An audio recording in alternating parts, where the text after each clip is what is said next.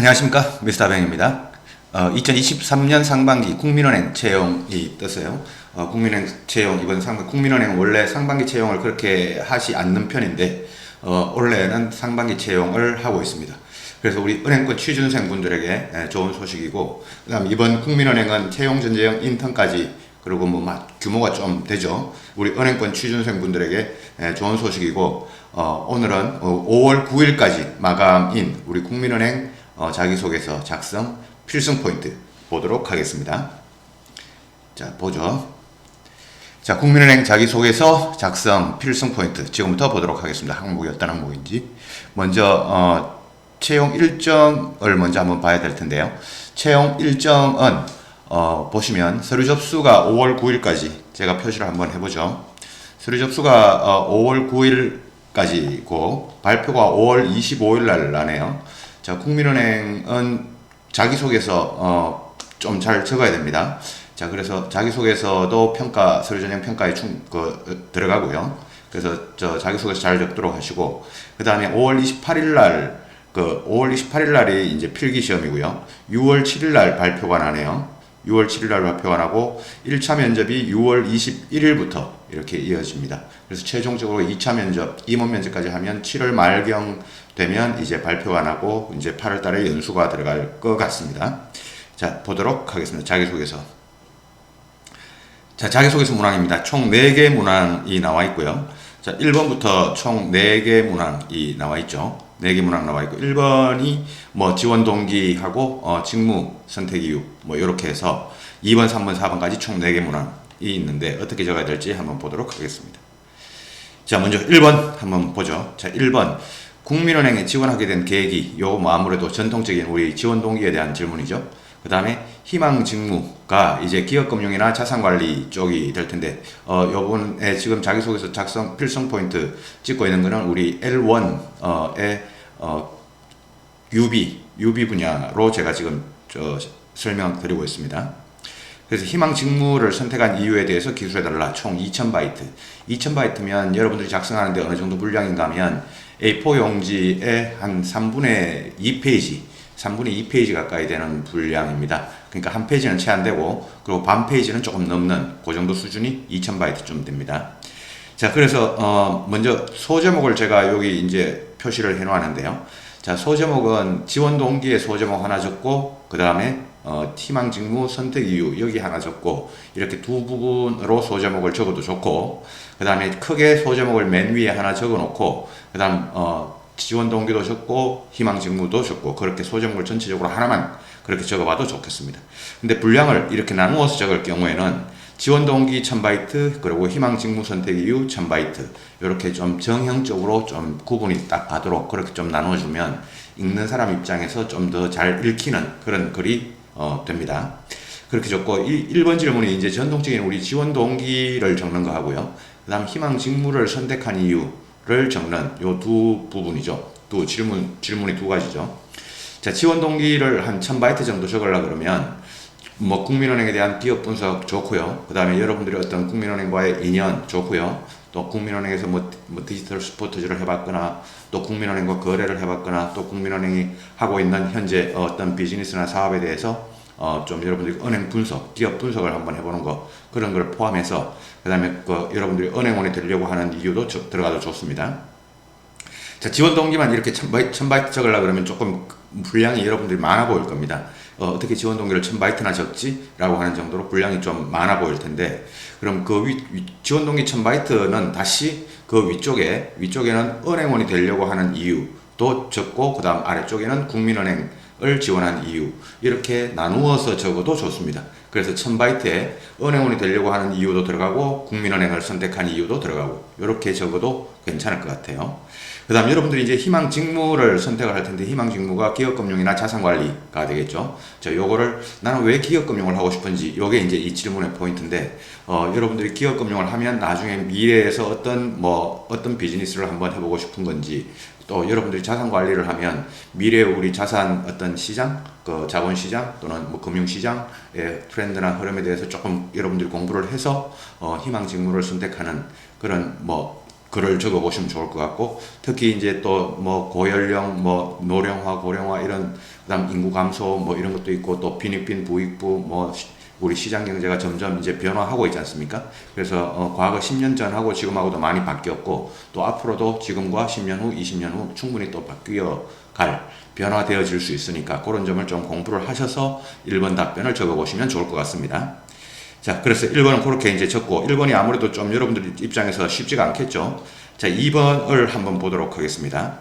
역할이 모호한 일을 맡게 되었을 때 역할 범위를 스스로 판단하여 주체적으로 일을 수행했던 경험을 기술해달라. 1200바이트. 1200바이트면 뭐 분량이 아까 2000바이트가 3분의 2페이지 정도 되는 분량이니까 1200바이트면 3분의 1페이지 조금 넘는, 그렇게 A4 용지로 한 반 페이지가 채 되지 않는 그 정도 분량일 겁니다.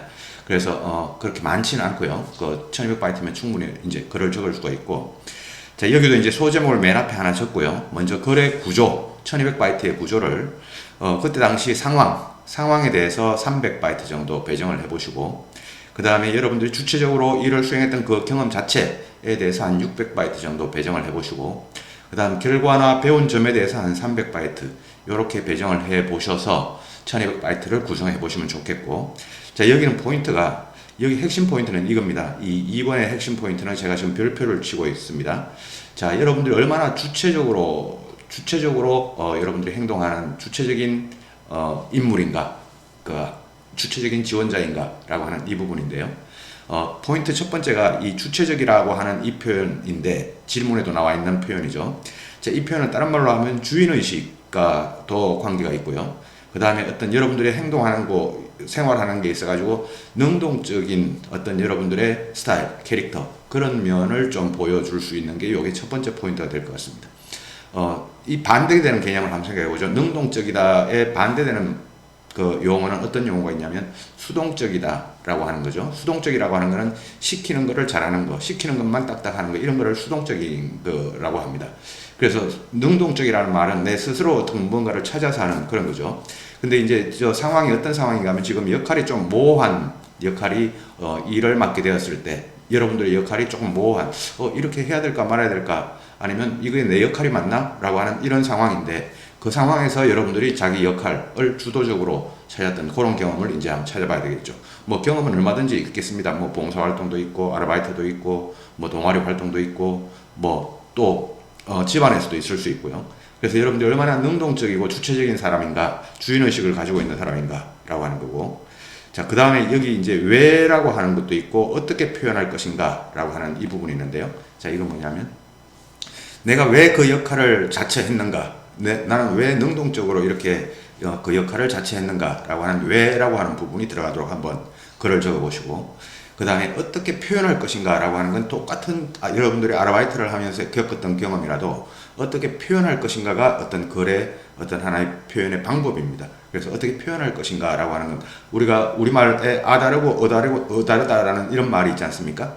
이거를 문장을 이렇게 표현하는 것도 있고 저렇게 표현하는 방법이 있는데, 어떻게 표현하는 게 조금 더 내가 전달력이 좋고 내가 그런 사람임을 더 잘 보일 수 있게끔 글을 적어 볼 수 있을까라고 하는 이 부분이 또 하나의 포인트가 될 것 같고, 자, 그 다음에 포인트 3에는 3번 문항과의 조화 이렇게 적어놨는데요.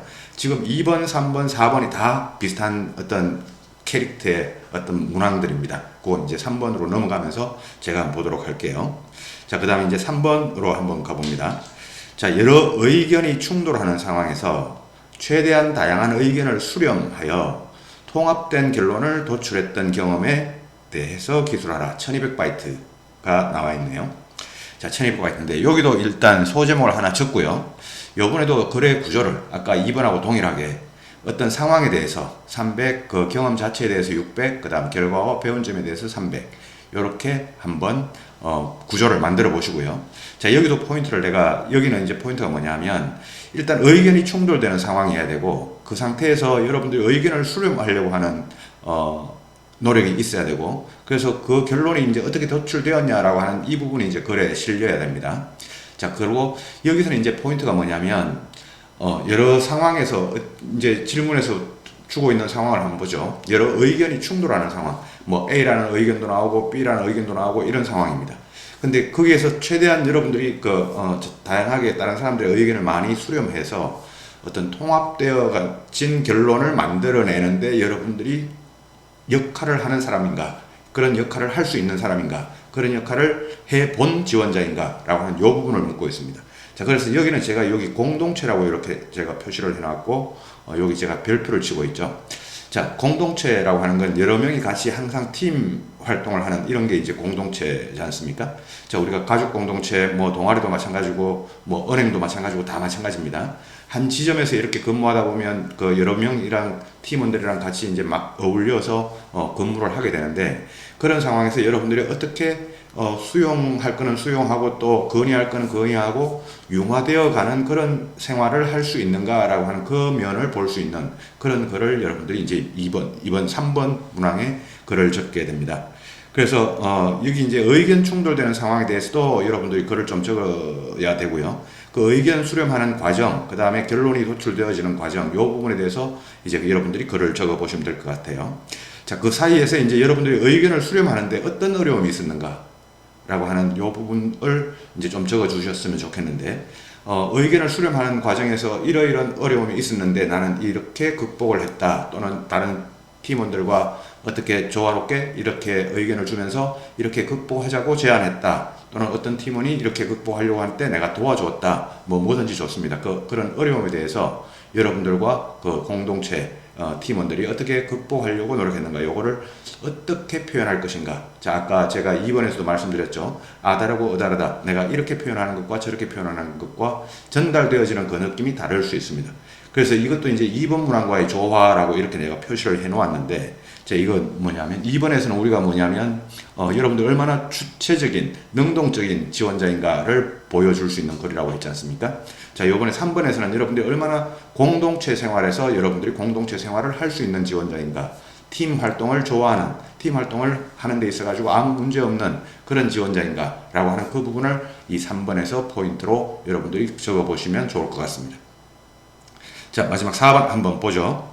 자, 4번 문항은 소속된 조직, 학교, 동아리, 직장, 가족 등의 오랜 관습을 효율적이고 합리적으로 변화시키기 위해 노력한 경험을 적어보라. 그리고 2000바이트를 적게끔 하고 있습니다. 자, 이것도 이제 2000바이트니까 1번 문항하고 분량이 비슷하죠. 자, 어쨌거나 여기도 이제 일단 소정을 하나 적어 보시고요. 그 다음에 글의 구조를 여기는, 상황, 그때 이제 그 오래된 어떤 관습, 이어져 온 상황이겠죠. 자, 그 상황, 그리고 현재까지의 어떤 관습, 잘못된, 뭐, 또는 비효율적인, 또는 개선 대상이 되는 그런 어떤 관습적인 상황이 있겠죠. 그 상황에 대해서 한 500바이트를 적어 보시고, 그걸 이제 어떻게 고쳐야 되겠다, 또는 변화시켜야 되겠다라고 하는 그 내용을 이제 변화시켰다라고 하는 그 내용 경험 자체에 대해서 1000바이트, 그리고 그 결과 어떻게 됐다, 그리고 거기서 나는 어떻게 뭔가를 배웠고 앞으로 국민은행 들어가면 어떻게 하겠다라고 하는 이 내용까지 이제 500바이트 정도 이렇게 나눠서 분량을 글의 구조를 만들어 보시고요. 자, 여기는 포인트에다가 기존 관습에 대해서 이제 여기는 제가 변화하고 괄호치고 효율, 합리 이렇게 제가 표현을 해 놓았는데요. 이번 4번 문항의 핵심 포인트 키워드는 변화입니다. 얼마나 변화 주도적인 사람인가, 얼마나 변화를 시키려고 아이디어나 제안이나 이런 걸 내는 사람인가, 변화에 대해서 능동적인, 아까 2번에서 봤던 변화에 대해서 능동적인 사람인가, 또 변화에 대해서 주체적인 사람인가 라고 하는 변화에 대해서 요번에 이제 이 4번 문항에서는 포인트 키워드로 생각을 하시고 글을 적어 보시면 좋을 것 같습니다. 자, 그리고 이제 기존 관습이라고 하는 거는 이제 개선 대상이 되는 그 관습, 이거는 이렇게 고치는 게 바람직하다고 생각하고 있었지만, 또는 그런 생각이 들지만, 그러나 현재까지는 그렇지 않았고 이렇게 계속되어 왔다라고 하는 그 상황에 대해서 앞에 500바이트 적어보라고 했죠. 자, 그 내용에 대해서 얼마나 여러분들이 변화 주도적인 사람인가 라고 하는 내용이고, 그 포인트는 이제 변화시키기 위해서 여러분들이 어떤 역할을 했고, 역시 거기에도 또 어려움이 따랐을 겁니다. 어떤 변화에 뭐 가벼운 변화라면 그렇게 어렵지 않을지 모르지만, 조금 이제 그 크기가 클수록 어떤 변화에 대해서는 항상 그 저항과 어려움이 있었을 겁니다. 그 어려움과 그 저항, 또 여러분들이 극복하려고 노력했던 그 내용도 한번 표시를 기록을 해 보시면 좋을 것 같습니다. 자, 그래서 이제 4번까지 적고요.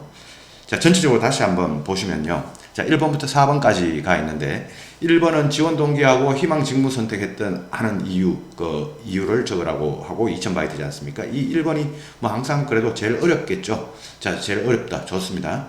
그 다음에 두 번째로 어려운 게 저는 4번 같아요, 여러분들이. 일단 분량도 2000바이트로 많고 그 다음에 어떤 변화라고 하는 부분에서 그렇게 큰 뭐 적을 거리나 그런 걸 찾아내기가 그렇게 쉽지 않지 않을까라는 그런 생각을 해봅니다. 자, 그래서 1번을 빼고요. 1번을 빼고 2번, 3번, 4번을 보면 2번은 키포인트가 뭡니까? 능동적이고 주체적인 사람인가. 3번은 뭐냐? 공동체, 그 다음에 팀, 그 다음 4번은 변화입니다. 자, 2번, 3번, 4번 다 맥락이 비슷하죠. 1번 빼고요. 자, 2번은 다시 키워드가 능동적이고 주체적인 사람인가. 그 다음 3번은 공동체와 팀워크, 4번은 변화주도라고 하는 이런 관점에서 여러분들의 어떤 경험을 잘 살려내서 글을 적어 보셨으면 좋겠습니다. 자, 그래서 우리가 이제 국민은행 자기소개서 문항을 필승 포인트로 했는데요. 제가 키워드들을 이렇게 알려드렸으니까 여러분들이 그 키워드에 맞는 여러분들의 경험 그런 것들을 찾아서 이번 국민은행 자기소개서 필승 꼭 해보시기 바랍니다. 자, 우리 자기소개서 필승 포인트는 우리 항상 마이멘토와 함께 하고 있습니다.